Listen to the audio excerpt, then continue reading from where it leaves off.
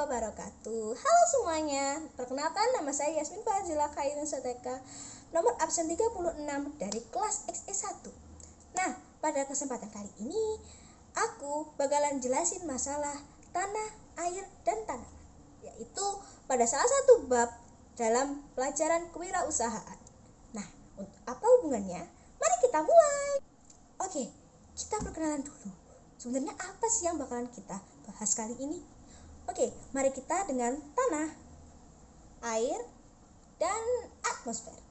Oke, mari kita mulai dengan interaksi. Apa interaksinya? Oke, kita mulai.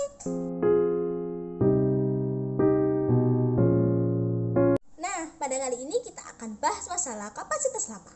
Nah, kapasitas lapang, apa sih kapasitas lapang itu? Nah, kegunaan kapasitas lapang ini digunakan agar tanah bisa menyimpan air-air yang kelebihan tersebut di dalam tanah. Ketika tanaman membutuhkan air, maka tanah tersebut akan memberikan air tersebut pada tanaman ini. Dan ini pun juga membantu tanaman ketika ia tidak mendapatkan air selama beberapa jam atau beberapa hari. Sehingga bisa kita simpulkan bahwa kapasitas lapang sendiri adalah kemampuan tanah untuk menerima air dan mengisi di dalam tanah untuk keperluan tanaman nanti.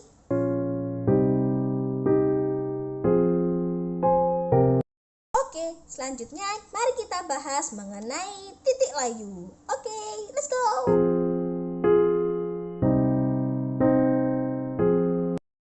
Nah, yang kedua yaitu titik layu. Nah, apa sih sebenarnya titik layu?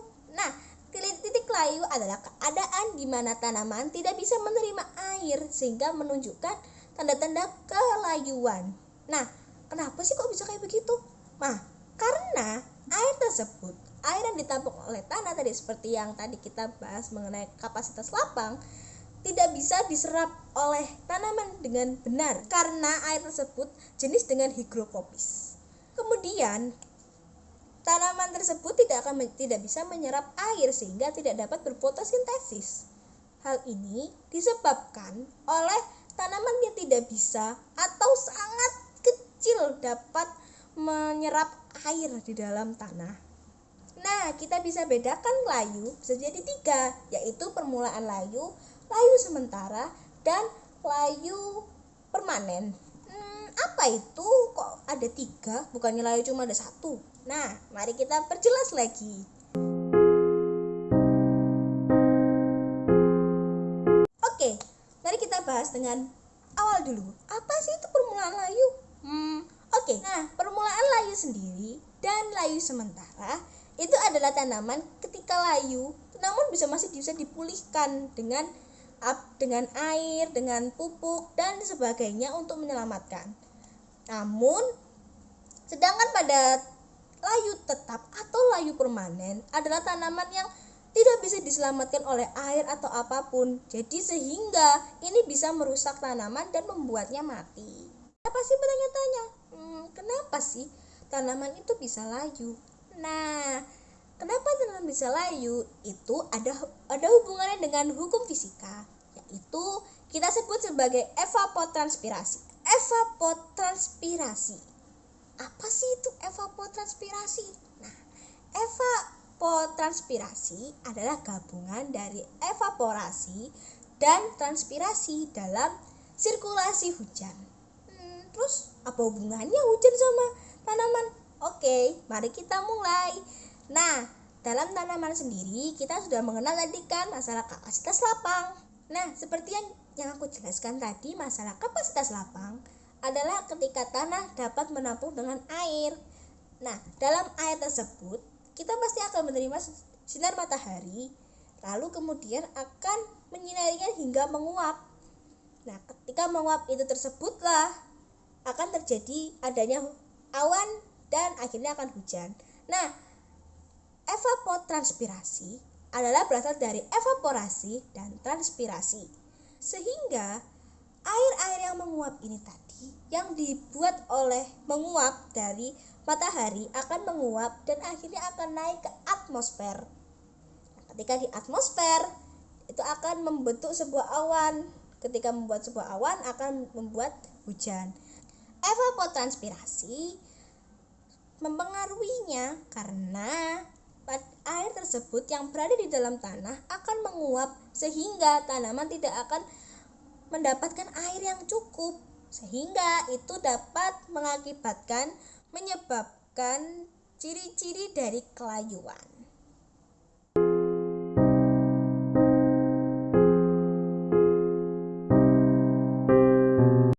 Kemudian kita akan membahas mengenai perakaran tanaman. Nah, perakaran tanaman sendiri dijadikan sebagai acuan bahwa tanaman tersebut berkembang dengan baik atau berkembang dengan buruk atau misalnya kelayuan. Nah, pada perakaran sendiri dibedakan menjadi 6, yaitu apa saja sih? Mari kita mulai.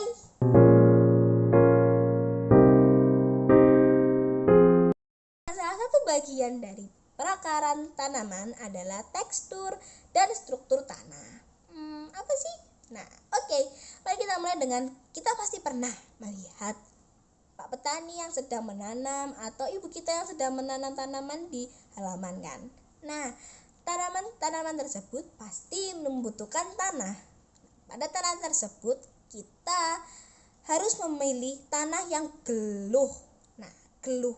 Apa sih geluh tuh? Nah, geluh itu adalah tanah yang dapat dan mempunyai erosi yang sangat besar sehingga tanaman-tanaman yang kita tanam bisa mendapatkan sirkulasi pernapasan atau O2, oksigen, yang diperlukan tanaman tersebut. Yang kedua adalah kedalaman dan efektivitas dalam pengolahan tanah tersebut. Nah, kita perlu tahu nih bahwa kedalaman tanaman tersebut yang kita akan tanam juga dapat mempengaruhi tanaman kita apakah bisa tumbuh atau tidak. Dengan begitu, kita juga tetap harus melihat bagaimana keefektifan pengolahan lahan tersebut. Apabila tanah tersebut tandus, maka tanaman tidak semuanya bisa hidup dalam tanah yang tandus. Sebaliknya, itu tanaman-tanaman yang mempunyai daya air yang sangat sedikit, maka tidak sesuai dengan hidup di tanah yang basah. Ketiga adalah lapisan kedap air. Nah, seperti yang kita pelajari dulu dalam geografi, bahwa manusia berada di dalam bumi yang memiliki kerak-kerak yang ada yang lembek, ada yang keras seperti batu-batuan dan lain sebagainya. Nah, semakin kita menanam tanaman yang semakin dalam dan mengenai permukaan yang lapisan kedap air atau yang disebut sebagai lapisan keras, maka tanaman tersebut akan tumbuh dan meluas lebih cepat daripada tanaman yang tidak berada dalam lapisan keras. Yang keempat yaitu tanah-tanah yang mempunyai perkolasi yang cepat dan besar. Nah, kita seperti yang kita tahu, kita menanam atau mungkin dalam sejarah hujan kita pasti tidak dapat menakarnya kan. Nah, itu adalah kegunaan dari kapasitas lapak tadi yang seperti yang kita bahas tadi. Dalam kapasitas lapak sendiri, kita sudah mengetahui kan tanah itu harus bisa dapat air. Namun apabila itu terlalu besar dan membuat tanaman itu merasa jenuh dengan air, maka itu akan menyebabkan kelayuan. Nah, di sini tanah-tanah yang perkolasi dibutuhkan agar tanaman tersebut tidak jenuh dengan air.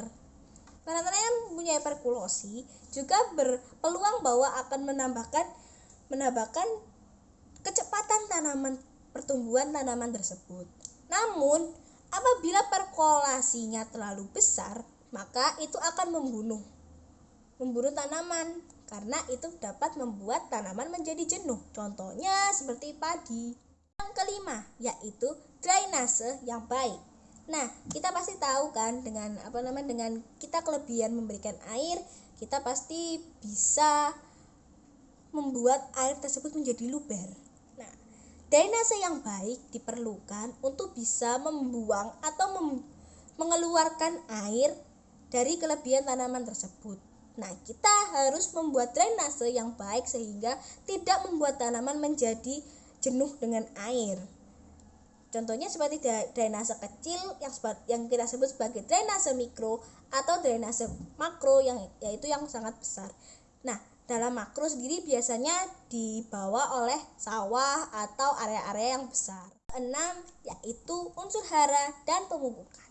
Kita pasti dan harus memberikan tanaman sebuah pupuk karena dalam tanaman sendiri pupuk adalah sebagai makanannya.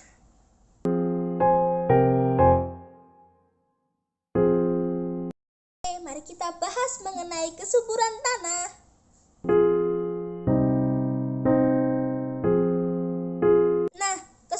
Nah, kesuburan tanah dipengaruhi oleh dua, yaitu keadaan lingkungan dan keadaan medium.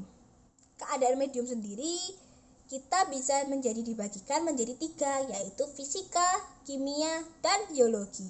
Nah, keadaan lingkungan sendiri kita bisa lihat seperti pada keadaan bagaimana cuaca, bagaimana dengan udara, bagaimana dengan sinar matahari pada siang hari.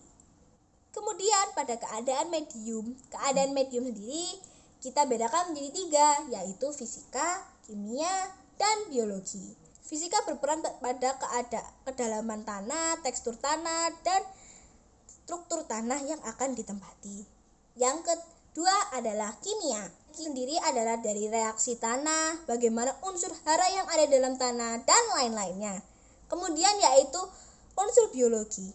Unsur biologi sendiri seperti yang kita akan tahu bahwa unsur biologi kayak pupuk, mikroorganisme yang ada. Nah, kita akan membahas mengenai pupuk.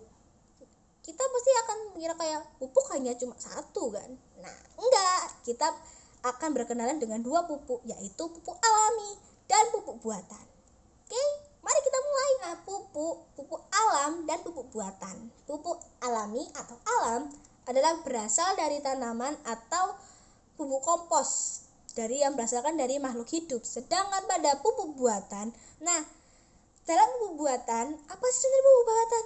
Masa pupuk bisa dibuat? Enggak. Pupuk buatan sendiri adalah pupuk yang hanya berisi dengan suatu unsur hara sehingga dapat menaikkan kualitas dari tanaman tersebut. Namun, pupuk buatan dibagi menjadi 3 lagi, yaitu pupuk buatan asam, pupuk buatan basah, dan pupuk buatan secara netral. Nah, apa sih sebenarnya bedanya? Pada ini kita akan bahas mengenai kimia. Sebenarnya apa sih gunanya pupuk ini?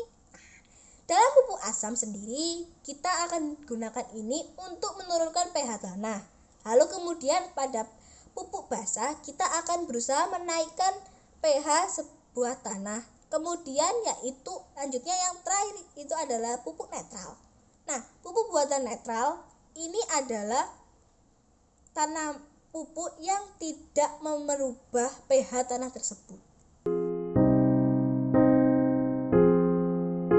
Seperti yang kita tahu, pupuk adalah makanan dari tanaman.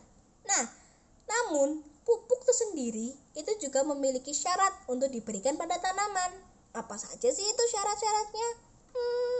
Seperti yang aku jelaskan tadi, yaitu bahwa pupuk dibagi menjadi 3. Nah, beberapa tanaman sendiri tidak tahan dengan namanya pupuk buatan pupuk asam. Ada yang tidak tahan dengan pupuk basah. Nah, apabila ini tidak bisa dan tidak diterima oleh tanaman, maka tanaman akan mati dengan perlahan walaupun dengan pupuk yang banyak. Kemudian yaitu kebutuhan tanaman.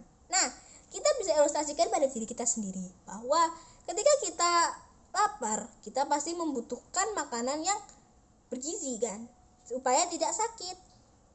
Itulah seperti itu tanaman. Apabila membutuhkan pupuk N ataupun pupuk K, kita tidak bisa memberikannya hanya N dan P atau merubahnya dengan pupuk lain. Itu akan merusak kinerja dari tanaman tersebut. Sehingga kita harus memenuhi kebutuhan tanaman tersebut. Yang ketiga yaitu dosis pemupukan. Nah, kita seperti yang kita tahu, tanaman membutuhkan pupuk kan? Tapi tanaman tidak bisa dan tidak menerima pupuk secara berlebihan. Karena tanaman-tanaman tersebut apabila diberikan pupuk secara berlebihan dan banyak, itu akan membuat tanaman menjadi keracunan dan hal terburuk terjadi, yaitu terakhirnya akan mengalami kelainan dan kemudian akan mati. Yang keempat adalah waktu pemupukan.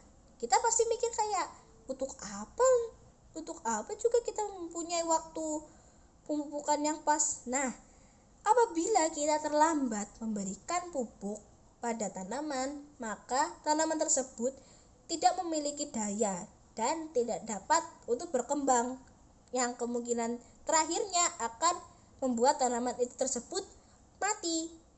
Dan sebaliknya, apabila kita memberikannya terlalu cepat pada waktunya, maka tanaman tersebut akan beresiko menjadi keracunan. Nah, lalu kita pergi ke yang kelima, yaitu tata cara pemberian pupuk yang baik dan benar. Nah, caranya sendiri dibagi menjadi 4, yaitu menabur, memberikan secara sejalur-jalur, memberikan setempat-tempat, dan memberikan sedaun-daun. Nah, kita sudah sampai nih pada ujung pembelajaran kita pada tanah, air, dan atmosfer, serta kita telah mengetahui bagaimana dan pentingnya bagaimana pupuk pada tanaman kita. Oke, aku sudahi dulu ya.